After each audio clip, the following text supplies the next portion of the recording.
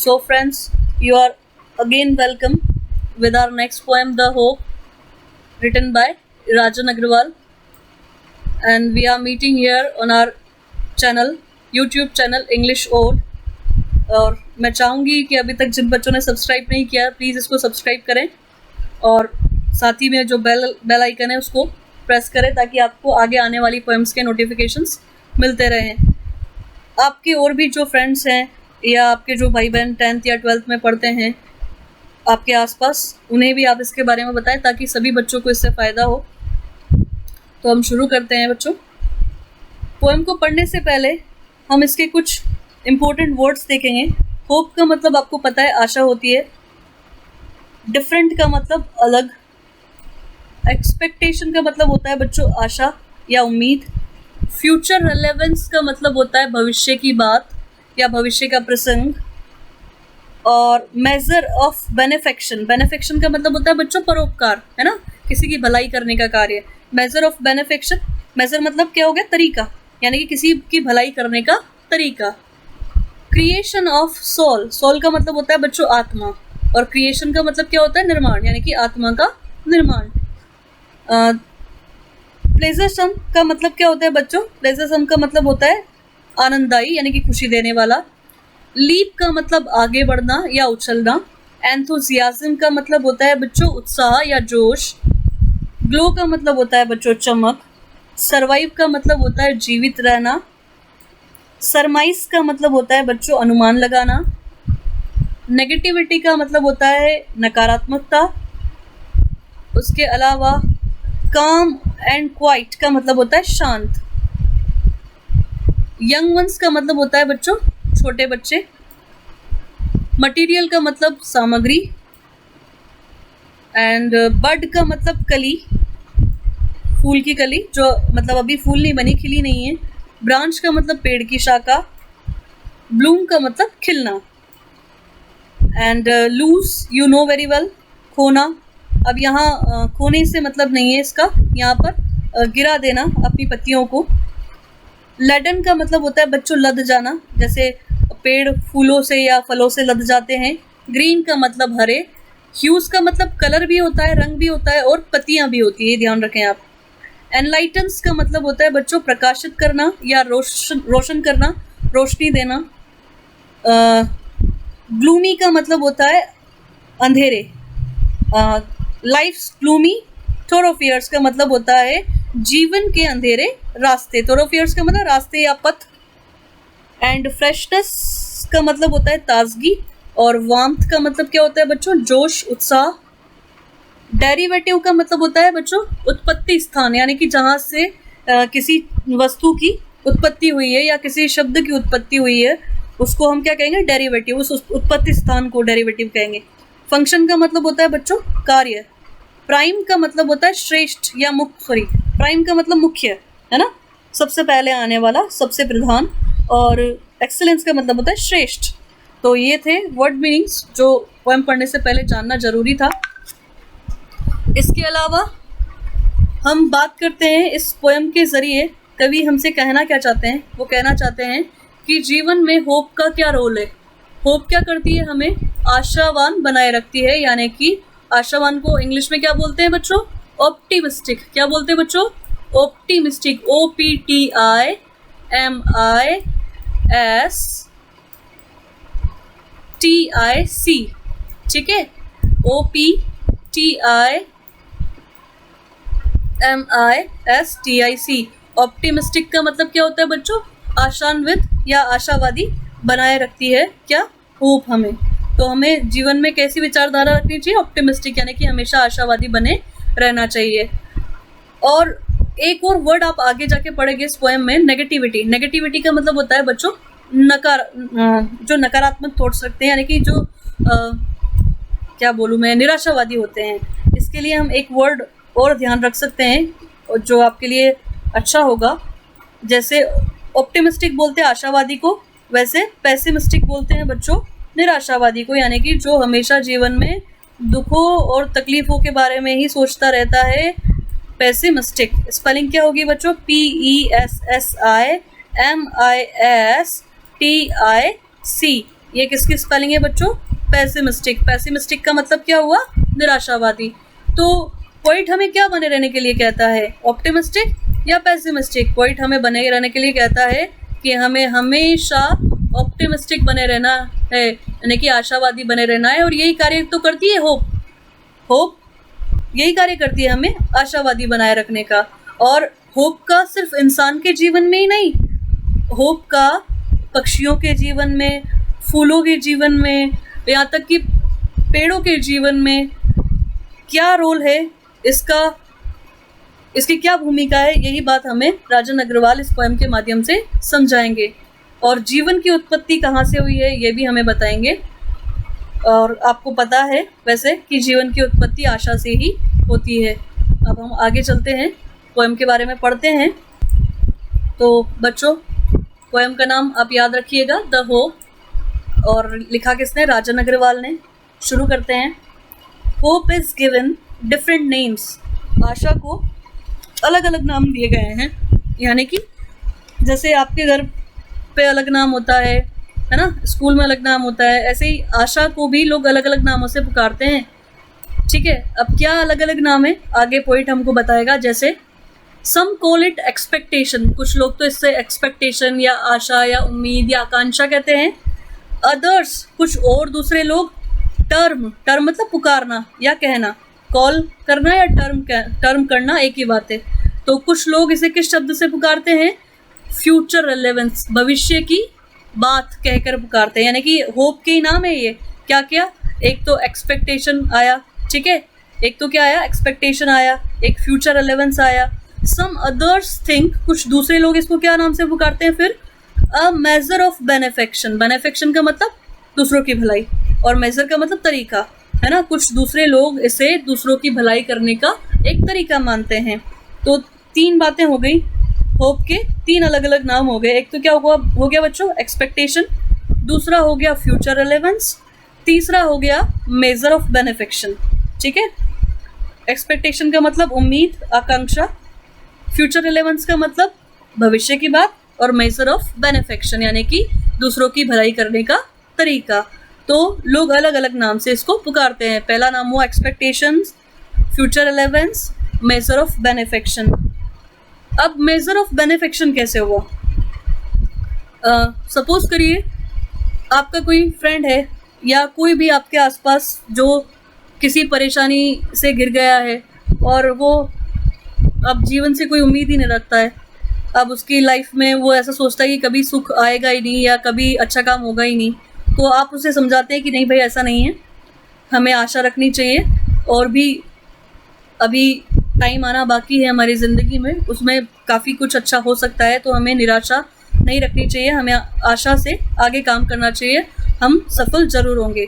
तो हमने क्या किया? उस निराशावान व्यक्ति को हमने आशा बंधा दी, हिम्मत दे दी हमने उसको। और ऐसा करके हमने क्या किया? उसको निराशा में गिरने से रोक लिया, उसको बचा लिया, यानी कि हमने उसकी क्या कर दी? बेनेफेक्शन, यानी कि हमने उसकी भलाई कर दी, है ना। तो हमने उसे आशा बंधा दी और उसकी भलाई कर दी। तो इसीलिए आशा को क्या कहा गया? भलाई करने का एक तरीका कहा गया। समझ आ गया होगा आपको। तो ये तो दूसरे लोग हैं जो होप को एक्सपेक्टेशन कह के या फ्यूचर रेलेवेंस कह के या मेजर ऑफ बेनेफेक्शन कह के पुकारते हैं।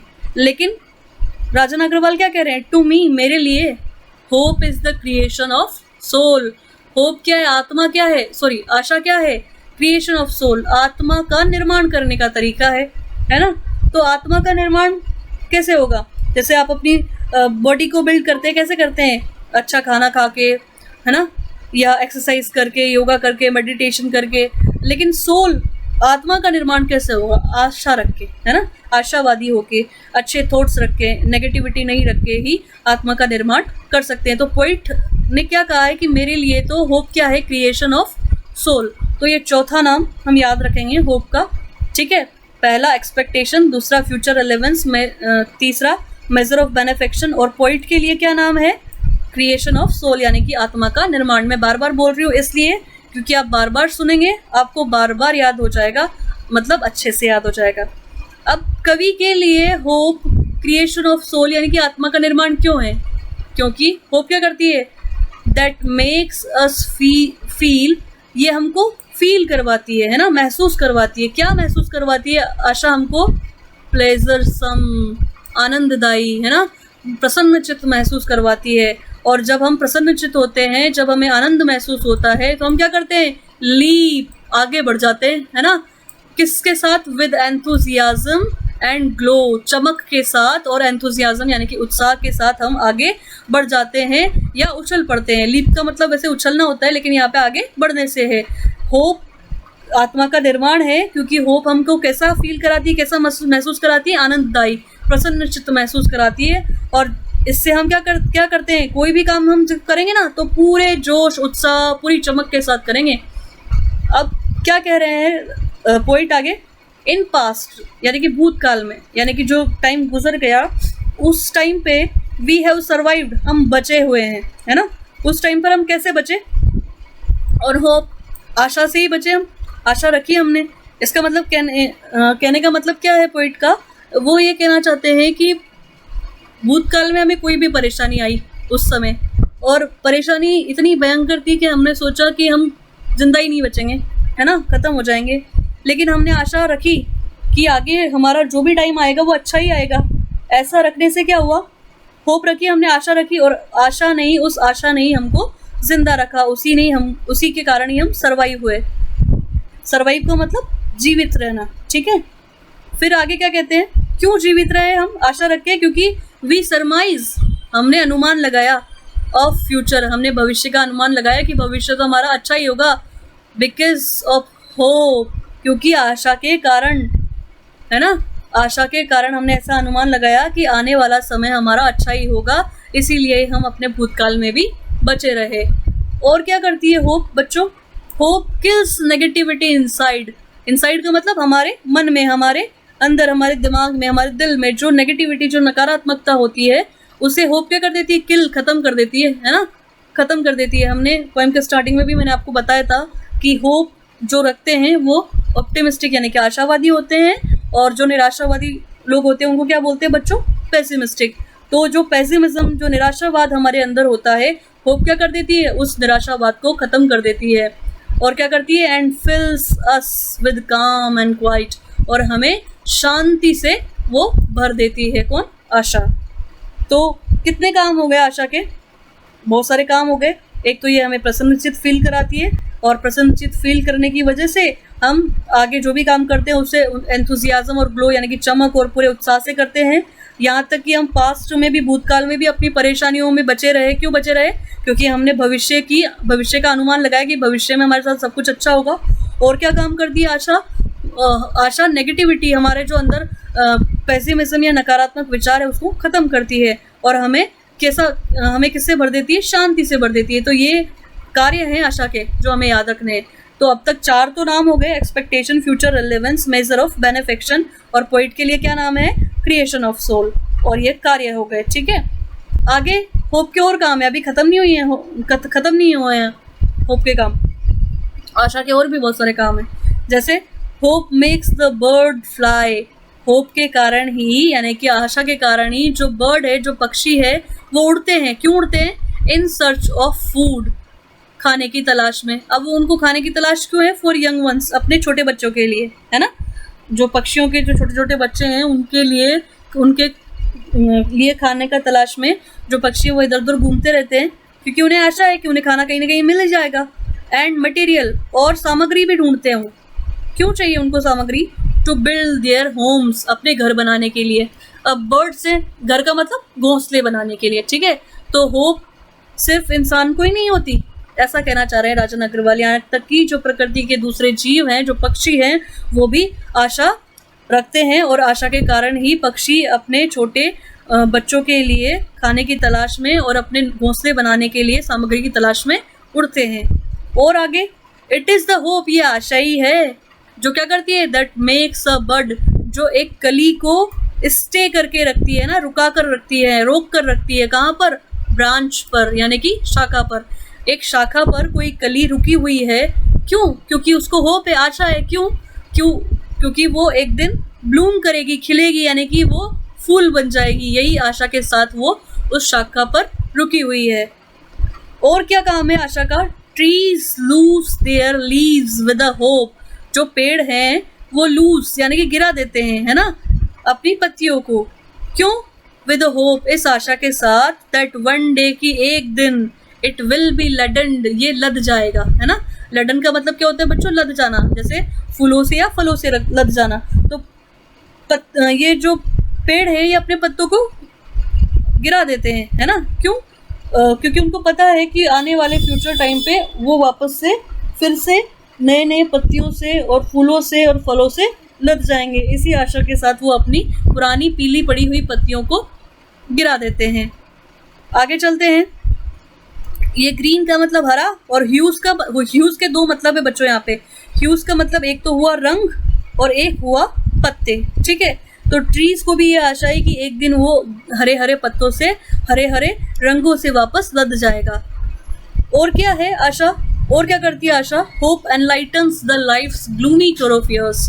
होप एनलाइटन्स यानी कि प्रकाशित करना या प्रकाशमान करना या रोशनी देना। होप क्या करती है? प्रकाशित करती है। किसको? लाइफ्स ग्लूमी थोरोफियर्स, जीवन के, ग्लूमी का मतलब अंधेरे, थोरोफियर्स का मतलब रास्ते, यानी कि जीवन की जो हमारी कठिन डगर है उसमें हमारे रास्ते को वो रोशन करती है, यानी कि हमें रास्ता दिखाती है अंधेरे में। एंड मेक्स अस फील, और हमें महसूस कराती है कैसा?